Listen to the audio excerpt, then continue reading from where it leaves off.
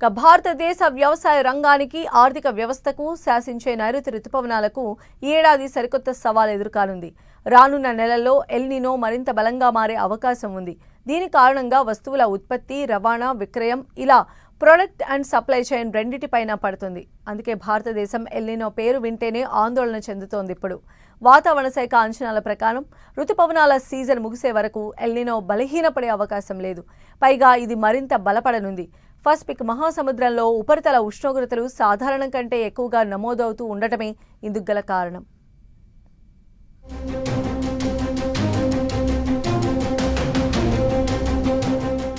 భారతదేశంపై El Nino పంచ.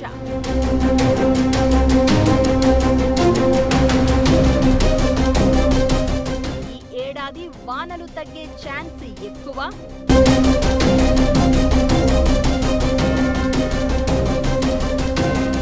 వ్యవసాయానికి పెను సవాలు తప్పదా?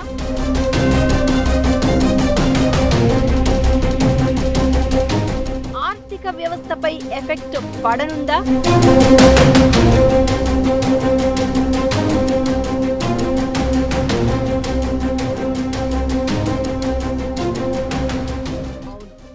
భారతదేశ వ్యవసాయ రంగానికి, ఆర్థిక వ్యవస్థకు శాసించే నైరుతి రుతుపవనాలకు ఈ ఏడాది సరికొత్త సవాలు ఎదురు కానుంది.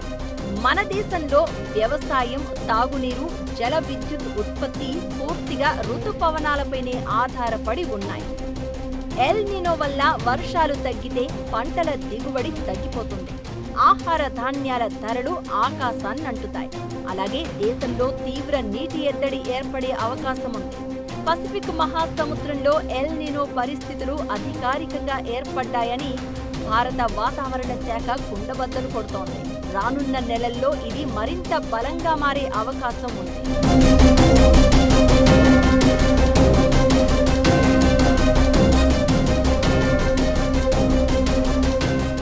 పసిఫిక్ మహాసముద్రంలోని భూమధ్యరేఖ ప్రాంతంలో సముద్ర ఉపరితల ఉష్ణోగ్రతలు అసాధారణంగా పెరగడాన్ని ఎల్ నినో అంటారు. సాధారణంగా ఎల్ నినో ఏర్పడితే భారతదేశంలో వర్షపాతం తగ్గడం, సుదీర్ఘమైన పొడి వాతావరణం, తీవ్రమైన ఎండలు వంటి పరిస్థితులు ఎదురవుతాయి. కొన్నేళ్లలో ఇది తీవ్ర కరువు పరిస్థితులకు కూడా దారితీసే అవకాశం ఉంటుంది. వాతావరణ శాఖ అంచనాల ప్రకారం రుతుపవనాల సీజన్ ముగిసే వరకు ఎల్ నినో బలహీనపడే అవకాశం లేదు. పైగా ఇది మరింత బలపడనుంది. పసిఫిక్ మహాసముద్రంలో ఉపరితల ఉష్ణోగ్రతలు సాధారణం కంటే ఎక్కువగా నమోదవుతున్నాయి. జూలై నుంచి సెప్టెంబర్ మధ్య కాలంలో ఈ ఎల్ నినో మధ్యస్థం నుంచి తీవ్రంగా మారే ప్రమాదం ఉందని నిపుణులు హెచ్చరిస్తున్నారు. భారతదేశంలో ఎక్కువ వర్షపాతం నమోదయ్యేది ఈ 3 నెలల్లోనే కావడం ఇప్పుడు ఆందోళన కలిగిస్తోంది.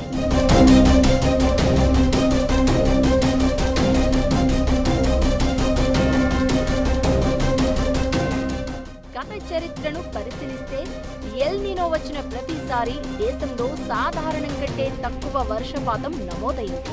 దీనివల్ల దేశంలోని కొన్ని ప్రాంతాల్లో వర్షాలు తగ్గిపోవడం, పంటలు ఎండిపోవడం, ఉష్ణోగ్రతలు పెరగడం వంటి సమస్యలు వస్తాయి. దీని ప్రభావం వ్యవసాయం, జలాశయాల్లో నీటి నిల్వలు, ప్రజల రోజువారీ జీవితంపై చూపుతుంది. అయితే వర్షాలు అనేవి కేవలం ఎల్ నినో పైనే ఆధారపడి ఉండవని, ఇతర వాతావరణ మార్పుల వల్ల కూడా ప్రభావం మారుతుందని ఐఎండీ చెబుతోంది.